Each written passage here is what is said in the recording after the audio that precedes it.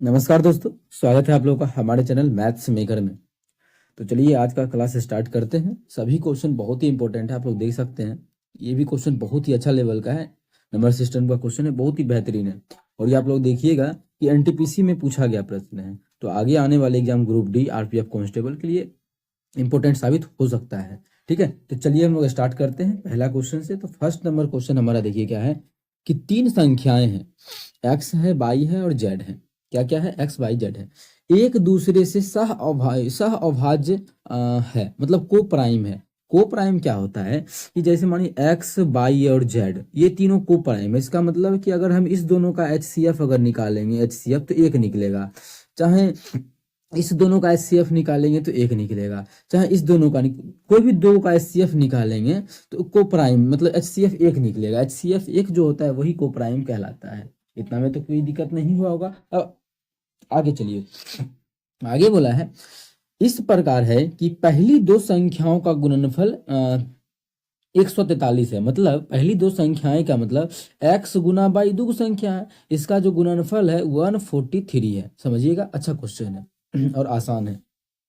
और अंतिम दो संख्याओं का गुणनफल 195 है। अंतिम दो संख्या बोले तो बाई और जेड, इसका जो गुणनफल है वो 195 है। कितना है?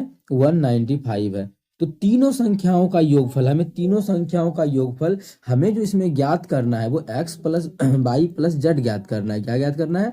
x plus by plus Z बराबर क्या होगा, ये हमें फाइंड आउट करना है। तो कैसे निकाला जाए? एक चीज तो आप लोग इसमें प्योरली ढंग से, अच्छे ढंग से समझ रहे होंगे क्या कि अगर हम चाहें तो इस दोनों का एचसीएफ क्या होता है, वैसी दो संख्या एचसीएफ, हम दो संख्या का एचसीएफ निकालते हैं तो वह जो निकलता है वो दोनों में कॉमन होता है। तो उसी प्रकार से मानिए यहाँ पे क्या है, यहाँ पे हमारा एक्स बाई है, समझिएगा। यहाँ पे क्या है? एक्स बाई है और यहाँ पे क्या है? बाई जेड है। हम इस दोनों का एचसीएफ निकालेंगे तो कितना निकलेगा? वाई नहीं निकलेगा क्या? आप लोग बोलेगा जी बिल्कुल। क्यों? क्योंकि जो है बाई हमारा इसमें भी है और बाई इसमें भी है, दोनों का एचसीएफ अगर निकालते हैं तो वाई निकलता है। इतना में किसी प्रकार का कोई हानि परेशानी होता है तो हमसे पूछे, नहीं तो देखिए आगे। देखिए आंसर इसका फटाक से दिख भी रहा है, लेकिन हम समझाना है सही विद्यार्थी को। तो बाई इस दोनों में कॉमन आ रहा है, ठीक है, क्योंकि यहाँ भी बाई है, यहाँ भी बाई है। इसका मतलब इस दोनों में भी तो बाई का मान ही कॉमन आएगा, क्योंकि इस दोनों में भी तो बाई हमारा है। इसका मतलब इस दोनों का जो एचसीएफ निकलेगा वो बाई का मान होगा। आप लोग देखिएगा एचसीएफ बाई का मान निकल जाएगा। ठीक है, इस तरीका से तो बना ही सकते हैं। तो इस दोनों का एचसीएफ आप निकालिएगा तो 143 को हम क्या लिख सकते हैं? 143 को हम लिख सकते हैं यहाँ पर लिख सकते हैं 11 गुना 13। देखिए तो दोनों अभाज्य संख्या भी है, बिल्कुल है। सह अभाज्य है, हाँ है, ठीक है। अब देखिए यहाँ पर इसको क्या लिख सकते हैं, दोनों में एक तो कॉमन आएगा ही आएगा, कौन? बाई का मान। इस दोनों में से कोई एक ऐसा मान होगा जो यहाँ भी होगा। तो हम देखते हैं क्या 11 यहाँ पे है तो भाग करके देखते हैं, 11 से भाग लगेगा इसमें? 11 का 11 नहीं लगेगा। 13 से 13 का 13 और 13 पच्चे 65, बिल्कुल लग गया। कितना बार में? 13 के 13, 13 पच्चे 65, 13 गुना 11। अब आप लोग देख सकते हैं दोनों में दोनों में कॉमन क्या है? यहाँ भी 13 है और यहाँ भी 13 है। और यहाँ पे नंबर में क्या ये एक्स बाई जेड में क्या कॉमन है? बाई। इसका मतलब डायरेक्टली हम बोल सकते हैं कि बाई का जो मान आ गया वो हमारा 13 आ गया। अब बचा जो एक्स का मान, जब बाई का मान ये हो गया तो एक्स का मान कितना हो जाएगा? 11 और जेड का मान कितना हो जाएगा? 15। हमसे क्वेश्चन में क्या पूछा है? इसका योगफल कितना होगा? आप लोग होशियार हैं, इसका बता सकते हैं योगफल कितना होगा। कितना हो जाएगा योगफल इसका? X plus by plus Z का जो मान हमें ज्ञात करना है उसका मान क्या होगा? तो यहाँ निकाल देते हैं, जोड़ेंगे तो 5 1 6 3 9, एक लास्ट में 9, इधर 3 2 1 1 2 1 3। ठीक है, तो ये हमारा 39 ऑप्शन नंबर सी में है। तो ऑप्शन सी हमारा बिल्कुल करेक्ट आंसर हो जाएगा। कौन सा ऑप्शन? Option C. उम्मीद करते हैं दोस्तों समझ में आ गया होगा। कहीं भी किसी प्रकार का कोई भी दिक्कत हो किसी भी क्वेश्चन में, कमेंट करके जरूर पूछें। ये आपका अपना चैनल है मैथ्स मेकर। अगर अच्छा लगता है, क्वेश्चन समझ में आता है तो अपने सभी दोस्तों के साथ इस वीडियो को ज्यादा से ज्यादा शेयर करें। चलिए चलते हैं अगला क्वेश्चन, क्वेश्चन नंबर 2 की तरफ। देखिएगा क्वेश्चन नंबर 2 क्या है? क्या है? एक पाइप एक टंकी को 20 मिनट में भर सकता है। एक पाइप है जो एक टंकी को 20 मिनट में भर सकता है। ठीक है, अच्छी बात है, भर दे भाई। हाँ, जबकि दूसरा पाइप 60 मिनट में खाली कर सकता है। ये नालायक है ना? पाइप भी नालायक होता है ना? हाँ हाँ होता है। ठीक है, खाली कर सकता है। यदि दोनों पाइपों को एक साथ खोल दिया जाता है तो टंकी को पूरी भरने में कितना समय लगेगा? अरे इतना तो आसान है, दो एक चीज दिया है, इसका ट्रिक भी लगा सकते हैं। कैसे? पहले देखिए सिंपल, पहले तो कुल काम निकालेंगे, इस दोनों का एलसीएम निकलेगा, उसकी हमारा 60 होगा। ये 20 मिनट में भरता है, कितना 60 यूनिट। ये जो है कुल आ गया है, कुल यूनिट। तो 1 मिनट में कितना भरेगा 3 यूनिट। ये खाली करता है 60 मिनट में 60 यूनिट, तो 1 मिनट में कितना करेगा 1 यूनिट। अगर हम ओवरऑल काम देखें तो खाली करने का ये 1 मिनट में 3 यूनिट भर देता है, और ये जो है उसी मिनट में 1 यूनिट खाली कर देता है। अगर हम दोनों को मिला दें, मानी ये है ये बी है, दोनों को मिला दें अगर, तो एक पूरा ओवरऑल जो है काम कितना होगा 1 मिनट में, तो आप लोग बोलिएगा 2 यूनिट काम होगा।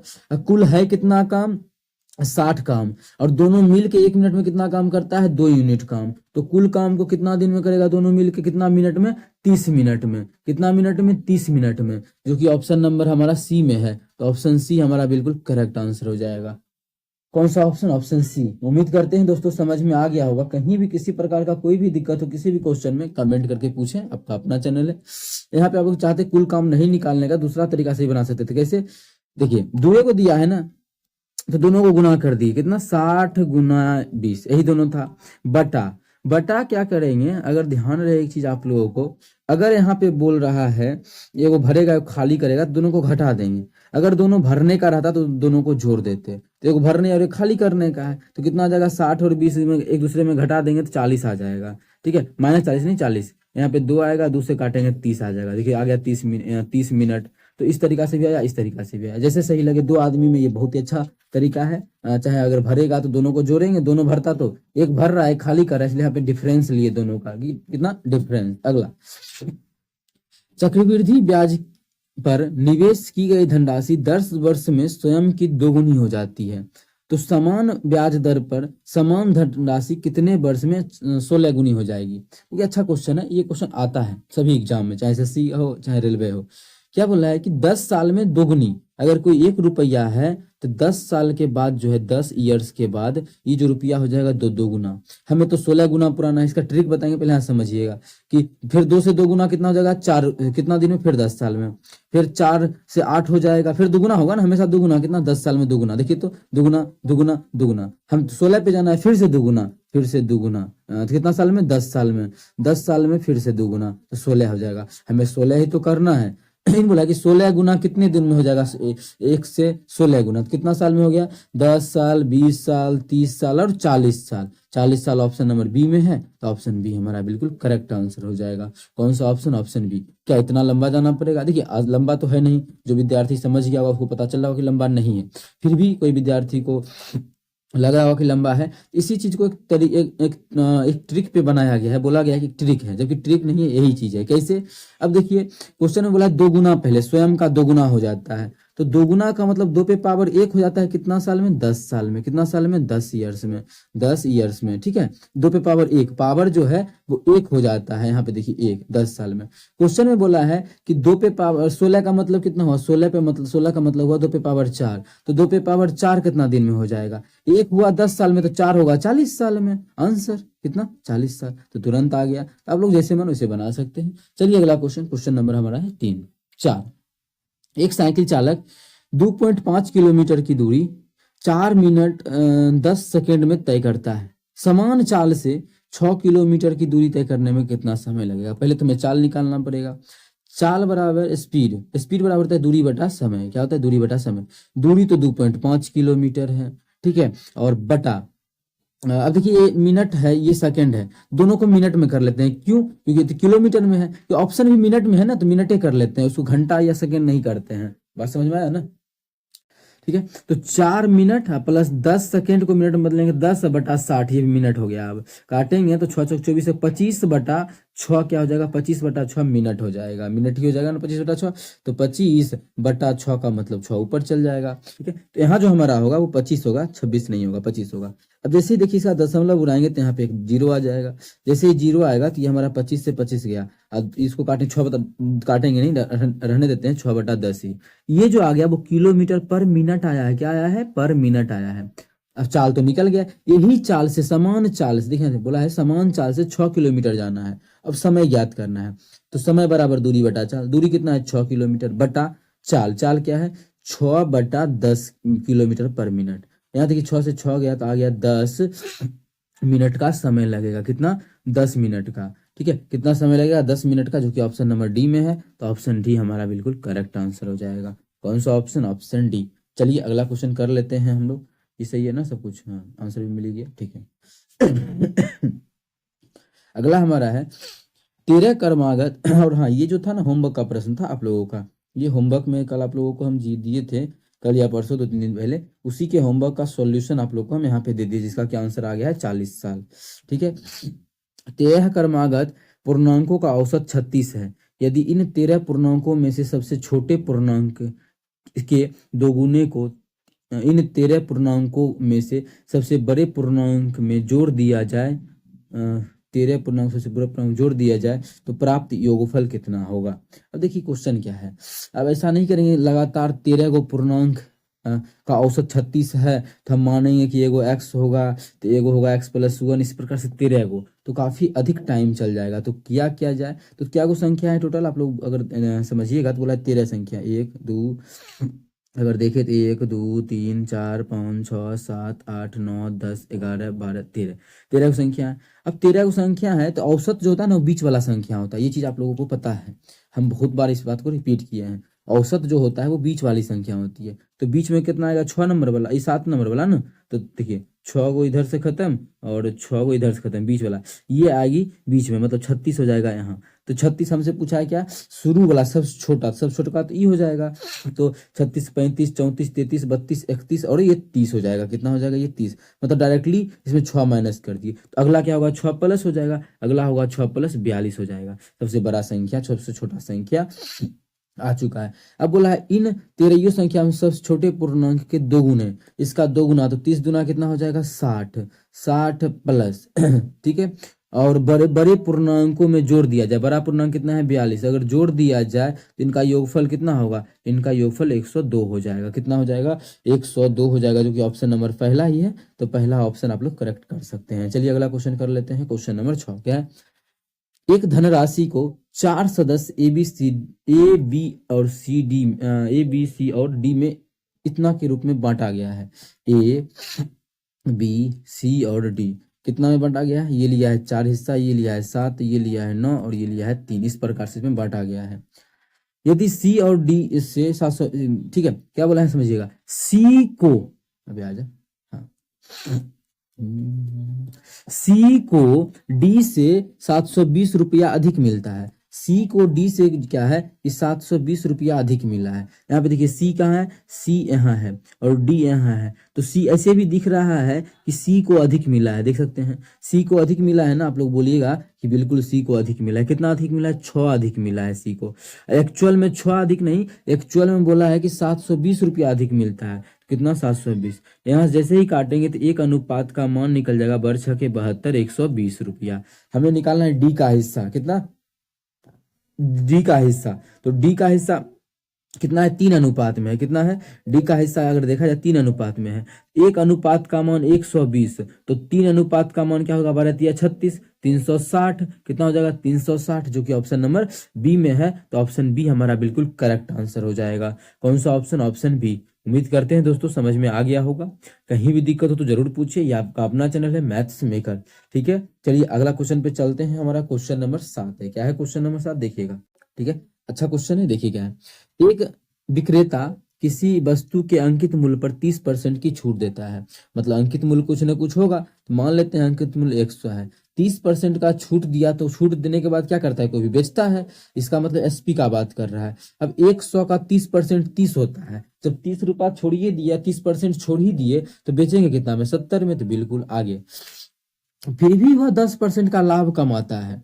अब देखिए फिर भी वह क्या कर रहा है, 10% का लाभ कमा रहा है, मतलब क्रयमूल्य कितना होगा 10% का लाभ का सिंपल सा बात है कि 110। यहाँ पे देखिए ना थोड़ा सा इक्वल करने में दिक्कत होगा, पॉइंट में आएगा, इसीलिए आप लोग एक और तरीका बताएंगे यहाँ से फटाक से, देखिए समझिएगा 10% का लाभ होता है, इसका मतलब है कि क्रयमूल्य अपने आप में अगर 100 होगा खुद में, तो 110% पे बेचेगा, 110% पे बेचेगा, इसी का जो मान दिया आया है हम लोग का, कितना में बेच रहा है एक्चुअल में 70 में, ठीक है। जैसे यहाँ से काटेंगे तो 1% का जो मान आ जाएगा वो कितना आ जाएगा 7/11, 1% का जो मान आ जाएगा वो कितना आ जाएगा 7/11। क्रयमूल्य तो 100% होता है, ये 100%, ये वाला हम अभी मान के निकाल रहे हैं, 100% का मान क्या हो जाएगा, 100% का मान हो जाएगा 700/11। यहाँ से क्रयमूल्य जो हमारा आ गया, क्रयमूल्य वो 700/11 आ गया। यहाँ पे किसी को दिक्कत होता है दूसरा भी तरीका बताएंगे, आप लोग बने रहिएगा, ठीक है। तो 700 बटा 11 पूछा है क्वेश्चन में, अंकित मूल्य क्रय मूल्य से कितने प्रतिशत अधिक है। क्रय मूल्य से कितना अधिक है, किससे, क्रय मूल्य से। क्रय मूल्य तो ये है, इससे कितना अधिक है अंकित मूल्य, क्वेश्चन में ये पूछा है किस, कौन सा, अंकित मूल्य क्रय मूल्य से कितना अधिक है। तो अंकित मूल्य कितना अधिक है, अंकित मूल्य 100 है, क्रय मूल्य कितना है, क्रय मूल्य हमारा है 700 बटा 11 है। कितना अधिक है घटा के ही पता चलेगा ना, घटाएंगे तो हो जाएगा ये लघुत्तम लेंगे तो 11 है, इधर करें 1100 में से 700 गया तो 400, 400 बटा 11 आ जाएगा। हमें निकालना क्या है, हमें निकालना है कितना अधिक है, तो निकाल लेते हैं कितना अधिक है, 400 बटा 11 अधिक है। किससे पूछा है, क्रय मूल्य से। तो क्रय मूल्य कितना, क्रय मूल्य से ना, क्रय मूल्य कितना है 700 बटा 11। क्या करेंगे 700 बटा 11 मतलब 11 ऊपर चल जाएगा। अब परसेंटेज निकालना है तो 100 से गुना कर देंगे, फटाफट काट दीजिए। 11 से 11 गया, 2 को 0 से जो 2 को 0 गया, कितना आ गया ये 400 बटा 7%। कितना आ गया 400 बटा 7%। अगर देखे तो 7 चौके 28, 7 पचे 35, शुरू में 5 आएगा, इसमें है नहीं है, इसमें है नहीं है, इसमें है नहीं है, एक ही ऑप्शन में शुरू में 5 है, तो आगे हम क्यों इसको सॉल्व करें। बात समझ में है ना, जैसे यहाँ पे भाग देंगे तो 7 पचे 35 लगेगा, फिर आगे लगेगा, लेकिन शुरू में 5 आ गया, इतना ही देखते ही हम देखें कि एक ही ऑप्शन में शुरू में 5 था, मानी कोई ऑप्शन 52 का भी रहता तो फिर हमें आगे भी दिखाना पड़ता कि कितना आएगा, देखना पड़ता, तभी हम ऑप्शन को टिक कर पाते। इस प्रकार से टाइम का सेविंग हम लोग कर सकते हैं। आप लोग जैसे ही सॉल्व की जगह दिया जाएगा 57.14 ही, क्योंकि एक ही ऑप्शन में ऐसा है। लेकिन इसमें अगर किसी विद्यार्थी को कुछ डाउट होगा, कोई बड़ा क्वेश्चन लगा होगा, तो इस बहुत ही छोटा क्वेश्चन है, अच्छा क्वेश्चन है, एग्जाम में आता भी है। ठीक है, इसका आप लोगों को हमें दूसरा तरीका बताते हैं, वही रहेगा, बस थोड़ा सा एक चीज आसान होगा कि आप लोगों को सॉल्व करने में। जैसे देखिए, एक ये होता है सीपी है, ये एमपी है और ये एसपी है। ठीक है, एसपी है, एसपी को हम सीपी के पास रखते हैं। फिर रिलेशन पूछा है एमपी का ना, तो एमपी का भी पूछा है, फिर भी इसको सीपी एसपी एमपी है, दोनों ही साथ रहेगा, एमपी इधर। ठीक है, बोला है पहले कि 30% की छूट देता है। 30% का छूट मतलब 30% का छूट का मतलब हुआ, 30% का पहला बात की फ्रैक्शन वैल्यू जो होता है वो 3/10 होता है। इसका मतलब अगर विक्रय मूल्य 10 है, सॉरी अंकित मूल्य पर 30% छूट देता है ना, तो अंकित मूल्य अगर 10 है, अंकित मूल्य अगर 10 है तो उस पर 30% का छूट, 30% का छूट मतलब 3 का छूट, मतलब बेचेंगे कितना में, 7 में बेचेंगे। कितना में बेचेंगे, 7 में। बात खत्म हो गया। अब देखिए आगे, फिर भी 10% का लाभ होता है, तो 10% का फ्रैक्शन वैल्यू होता है 1/10। मतलब अगर क्रय मूल्य 10 है, क्रय मूल्य 10 है तो उसका 10% जो है, एक का लाभ 11 में बेचेगा। मतलब अगर क्रय मूल्य 10 है, क्रय मूल्य 10 है तो एक का लाभ लेके 11 में बेचेगा। अब देखिए क्या होता है कि इक्वल करना होता है, बैलेंस। एसपी तो यहाँ भी है, यहाँ 7 है और यहाँ 11 है, इसी को हमें इक्वल करना है। तो कैसे इक्वल करेंगे, तो यहाँ वाला 11 से यहाँ गुना कर देंगे, यहाँ वाला 7 से यहाँ गुना करेंगे। जैसे यहाँ 11 से किए तो अनुपात ना चेंज हो, इसके लिए यहाँ भी गुना करेंगे। यहाँ 7 से किए तो अनुपात नहीं चेंज हो, इसके लिए यहाँ भी 7 से गुना करेंगे। तो जाएगा ये 7 दहें 70 अनुपात, सही है ना, हाँ 11 7 77 अनुपात 11 दहें 110। कितना, 11 दहें 110, बस हो गया।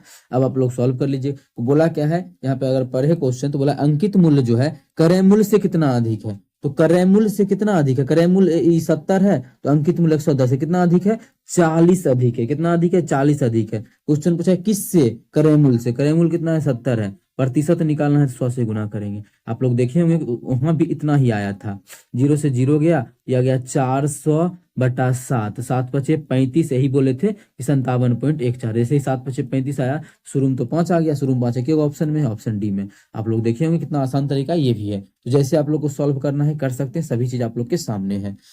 चलिए अगला क्वेश्चन कर लेते हैं। क्वेश्चन नंबर हमारा 8 है। महेश द्वारा कारखाने में एक वस्तु का उत्पादन करने की लागत 2000 थी। उत्पादन को कारखाने के शोरूम तक ले जाने के लिए उसे उत्पादन लागत के 10% के बराबर खर्च करना पड़ता है। 2000 का तो चीज है, इस पे खर्च कितना करना पड़ा, तो 2000 जितना था ना उसका 10% खर्च करना पड़ा। 10% का मतलब कितना हुआ कि 200 खर्च करना पड़ा। इसका मतलब हम बोल सकते हैं कि वही चीज जो है 2200 का पड़ गया। 2000 प्लस 200 यहाँ पड़ गया तो 2200 का पड़ गया। ठीक है, शोरूम से वह उत्पादन को उस कीमत पर बेचता है जो महेश द्वारा वस्तु के उत्पादन और परिवहन में खर्च की गई कुल लागत से 15% अधिक थी। तो महेश शोरूम से उत्पादन को किस मूल्य पर बेचता है। अब देखिए कितना में बेचेगा, क्वेश्चन में बोला है उतना में बेचेगा जितना में खरीदा है ना, सब मिला के टोटल खरीद कितना बोल सकते हैं, इसको 2200 बोलेंगे। तो 2200 का 15% लाभ लेके बेचा, तो 2200 का 15% कितना में बेचेगा, तो कितना में बेचेगा, 15 का लाभ लेगा तो 115 में बेचेगा, तो 115 बटा 100, जैसे ही काटेंगे तो 2 जीरो से 2 जीरो गया, गुना कर देंगे तो 22 पचे 110 के जीरो बाकी 11, 22 एक 23 10 33 के 3, 22 10 33 के 3 बाकी 3, 22 3 25, मतलब 2530 रुपया, कितना 2530 रुपया ऑप्शन नंबर बी में है। तो ऑप्शन बी हमारा बिल्कुल करेक्ट आंसर हो जाएगा। कौन सा ऑप्शन, ऑप्शन बी। उम्मीद करते हैं दोस्तों समझ में आ गया होगा। कहीं भी किसी प्रकार का कोई भी दिक्कत हो किसी भी क्वेश्चन में कमेंट करके पूछ सकते हैं। ये आपका अपना चैनल है मैथ से मेकर। चलिए अगला क्वेश्चन कर लेते हैं हम लोग। क्वेश्चन नंबर 9 क्या है, क्वेश्चन नंबर 9 देखिएगा, सेक थीटा बराबर 5/3 है, तो थीटा एक न्यून कौन है, तो इतना का मान। अब देखिए सेक थीटा बराबर 5/3 दिया हुआ है, ठीक है। अब हमें निकालना है इसका मान। बहुत ही आसान ढंग से इस क्वेश्चन को हम सॉल्व कर देंगे। यहाँ पे आप भी देखिएगा कि हाँ मस्त तरीका है मेरे भाई, ऐसा मन में आएगा। अच्छा कॉस थीटा क्या होता है, सेक थीटा का उल्टा, उल्टा मतलब कॉस थीटा अगर देखे तो कॉस थीटा क्या आ गया 3/5, इसका उल्टा 3/5, ठीक है। अब हमें देखिए साइन थीटा चाहिए। साइन थीटा के लिए ये मान क्या है, लंब बटा, या हम यही देखते हैं, ये जो हमारा है कर्ण बटा आधार है, क्या है कर्ण बटा आधार, तो बचा क्या है लंब, तो कर्ण हो गया, कर्ण बटा आधार होता है, नहीं आधार बटा कर्ण होता है, कर्ण बटा आधार तो सेक का होता है, किसका होता है सेक का होता है कर्ण बटा आधार, ठीक है। इसका उल्टा आधार बटा कर्ण कॉस का होता है, कोई बात नहीं यही निकला। तो कर्ण 5 आधार 4, तो आप बोलिएगा लंब कितना होगा, त्रिपलेट 4 होता है, इसका 4 निकलेगा। कैसे आप लोग निकाल लीजिएगा, √5 का स्क्वायर माइनस 3 का स्क्वायर, जैसे ही कीजिएगा तो ये 4 निकल के तैयार हो जाएगा, 16 का √4, ठीक है। मतलब यहाँ से साइन थीटा भी निकल गया है। साइन थीटा बराबर क्या होता है लंब बटा कर्ण। साइन थीटा देखिए यहाँ से मान आप लोग को टेन थीटा वाला एक क्वेश्चन बताए थे, इस टेन थीटा का मान दिया रहेगा तो फटाफट मान रख देना है, लेकिन इसमें सिर्फ ये दिया है तो इसका मान हम 1/cos कर सकते हैं।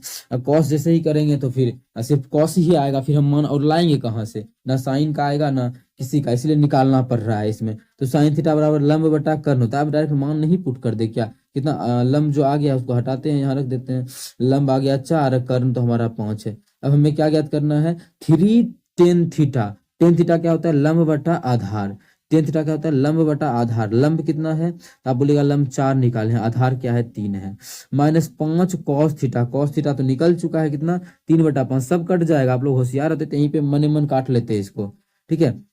5 गुना साइन थीटा, साइन थीटा का मान है 4/5 माइनस 5 गुना 3/, सेक थीटा है, सेक थीटा का मान कितना है 5/3 है, 5/3 है, और यहाँ पर हमारा 3 है, कितना है 3 है, जो कटेगा फटाफट काटिए, तो 3 से 3 गया, 5 से 5 गया, 5 से 5 गया, 3 से 3 गया, तो यहाँ पे हमारा हो जाएगा 4 में से 3 गया तो 1/5 में से 4 में से 5 गया तो -1, -1, मतलब इसका जो मान हो जाएगा वो -1 के बराबर होगा, जो कि ऑप्शन नंबर डी में है। तो ऑप्शन डी हमारा बिल्कुल करेक्ट हो जाएगा। कौन सा ऑप्शन, ऑप्शन डी। चलिए आगे चलते हैं क्वेश्चन नंबर 10 पे। क्या है, एक बाइक 50 किलोमीटर प्रति घंटा की चाल से चलती हुई अपने गंतव्य स्थान पर 10 मिनट देरी से पहुंचती है। यदि यह 60 किलोमीटर प्रति घंटा की चाल से चलती तो वह 5 मिनट देरी से पहुंचती। समान मार्ग पर समान चाल से यात्रा को पूरा करने के लिए और समान समय पर पहुंचने के लिए बाइक को कितने घंटे लगेंगे। देखिए क्या ज्ञात करना है, सबसे पहले यहाँ से हम दूरी निकालेंगे, चाहे जो बोल दे, सबसे पहले क्या करेंगे दूरी निकालेंगे। तो दूरी का फॉर्मूला क्या होता है, दूरी बराबर होता है चाल गुना समय, दूरी बराबर क्या होता है चाल गुना समय। लेकिन इस क्वेश्चन में एक तरीका आप लोग को बताया, जब भी बोले कि एक कुछ स्पीड से मानी एक्स स्पीड या 50 के जा रहे हैं तो 10 मिनट देरी लगता है। यहाँ समझिएगा कि बोल रहा है कि 50 के स्पीड से जाएंगे तो 10 मिनट देरी लगेगा, यहाँ पे समझने का जरूरी है। तो अगर 50 के स्पीड से जाते हैं, 50 की स्पीड से, तो क्या होता है 10 मिनट देरी लगता है जाने में। अगर हम वही दूरी 60 के स्पीड से कवर करते हैं तो 5 मिनट देरी लगता है जाने में, ठीक है। तो दूरी निकालने का एक ट्रिक होता है, क्या होता है वो ट्रिक, कि दोनों चालों का आप गुणनफल ले लीजिए। एक हमारा है 50 किलोमीटर स्पीड, दूसरा है 60 किलोमीटर पर घंटा, फिर बटा करेंगे दोनों चालों का क्या अंतर लेंगे कि योगफल लेंगे। बच्चा यहाँ पे कंफ्यूज होता है, तो हमेशा ऐसा क्वेश्चन में हम लोग अंतर लेते हैं। क्या लेते हैं यहाँ पे? अंतर लेते हैं। तो दोनों का जो अंतर आएगा वो 10 का आएगा। तो 10 गुना डिफरेंस ऑफ टाइम, टाइम कितना का, दोनों अगर देरी से ही है ना तो डिफरेंस इसका 5 आएगा। कैसे? देखिए, आप स्कूल पहुंचने का है 10 बजे समय, कितना? 10 बजे। पहला दिन आप देरी से पहुंचे, 10 मिनट देरी से, मतलब पहुंचे हैं 10 बज के 10 मिनट में। और दूसरा दिन पहुंचे हैं 10 बज के 5 मिनट में, 5 मिनट देरी से पहुंचे। कितना डिफरेंस है दोनों के बीच? 5 मिनट का। ठीक है, तो 5 मिनट का डिफरेंस है, तो 5 मिनट का, इसको घंटा में बदलेंगे, 60 से भाग कर देंगे। काटेंगे, 60 से 60 गया, ये काटेंगे तो 5 बार में 5 बचे 25। तो डिस्टेंस जो आ गया वो 25 किलोमीटर आ गया। कितना आ गया? 25 किलोमीटर आ गया इसका डिस्टेंस। ठीक है, इतना में कोई दिक्कत, लेकिन हमें दूरी तो नहीं निकालना था, हमें निकालना है समान समान चाल से यात्रा करने पर समान चाल से तो कितना समय लगेगा। तो देखिए, समय हम फटाक से निकाल सकते हैं। दूरी बराबर क्या होगा? हमें एक समय निकालना है ना, तो समय बराबर कितना हो जाएगा? तो समय बराबर होता है समय बराबर दूरी बटा चाल। दूरी कितना है? दूरी तो निकाल चुके हैं 25 किलोमीटर, बटा चाल, कोई एक चाल मानिए। इसमें बोलेगा दोनों चाल, हम दोनों में से कोई एक ही लेंगे। क्यों? आंसर उसी से मिलेगा? नहीं। अगर मानिए हम 50 लेते हैं तो उस समय 10 मिनट देरी से नहीं पहुंचता है, तो 50 जब दूरी लेके मतलब 50 जब चाल लेके बनाएंगे तो जितना भी समय आएगा उसमें 10 घटाएंगे, तभी तो समय से पहुंचेंगे। क्योंकि अगर 50 की स्पीड से जा रहे हैं, 10 मिनट देरी से पहुंच रहे हैं, घटाना पड़ेगा। या फिर हम अगर 60 लेते हैं तो फिर हमें 5 घटाना पड़ेगा, जो भी आंसर आएगा। तो हम दोनों तरीका से आ सकता है, तो हम 50 ही लेते हैं। 50 किलोमीटर पर घंटा है, कितना? 50 किलोमीटर पर घंटा है, तो 50 किलोमीटर पर घंटा आ गया है समय। हम काटेंगे तो 1/2 आ गया। कितना? 1/2। ये तो घंटा है, इसको हम बदलेंगे क्या चीज में? मिनट में, तो 60 से गुना करेंगे तो आ गया 30 मिनट। इसका मतलब 30 मिनट का समय लगता है। कितना? 30 मिनट का समय 50 किलोमीटर पर घंटा की स्पीड से जाने में। लेकिन 30 मिनट का समय लगता है तो बोलता है 10 मिनट देरी हो जाता है जब इस स्पीड से जाते हैं तब। तो एक्चुअल समय क्या होगा पहुंचने का? तो आप लोग बोलिएगा 20 मिनट में पहुंच जाएगा, क्योंकि 10 मिनट देरी होता है ना। तो एक्चुअल समय क्या होना चाहिए उसका पहुंचने का? 20 मिनट में। यहाँ से देखिए ऑप्शन हमारा डी बिल्कुल करेक्ट होगा। कोई विद्यार्थी का मन करे नहीं हम ये दूरी तो 25 लेंगे, चाल हम 60 लेके बनाएंगे, ठीक है, बना सकते हैं, लेके बनाए। अब ये घंटा में बदलने के लिए 60 से गुना करेंगे तो कितना आ गया? 25 मिनट, कितना? 25 मिनट का समय लगेगा। अब 25 मिनट का समय लग रहा है ना, अगर इस स्पीड से जाता है तो 5 मिनट देरी लगता है। 5 मिनट देरी लग रहा है तो 5 मिनट हमको पहले पहुंचेंगे तो समय से पहुंच जाएंगे, तो 20 मिनट। देखिए आंसर सेम आया ना, तो जैसे मन करे वैसे निकालिए, आंसर सेम आएगा। तो ऑप्शन इसका डी बिल्कुल करेक्ट होगा। अगर एक्चुअल टाइम जो है इसको पहुंचने का वहां पे वो 20 मिनट का है। ठीक है, होमवर्क का प्रश्न ये रहा। इसका सॉल्यूशन अगर कोई विद्यार्थी देखना चाहता है तो फॉर सॉल्यूशन नेक्स्ट वीडियो को आप जरूर देखें। ठीक है, तो इसका सॉल्यूशन नेक्स्ट क्लास में आप लोग को मिल जाएगा। ठीक है, एक वीडियो का सॉल्यूशन आप लोग को अगर नहीं मिला है तो उसका सॉल्यूशन भी मिल जाएगा। शायद हम कल या परसों के कल की क्लास में उसका सॉल्यूशन अभी तक नहीं मिला होगा आप लोग को ना, क्योंकि हम दूसरा वीडियो बनाने लगे हैं तो इसलिए नहीं मिला। उसका भी सॉल्यूशन आप लोग वो वीडियो बनाएंगे तो मिल जाएगा। ठीक है, आप लोग को 10 क्वेश्चन अच्छे ढंग से हम समझा दिए हैं। अगर अच्छा लगा तो अपने सभी मित्रों के साथ इस वीडियो को ज़्यादा से ज़्यादा शेयर करें। धन्यवाद।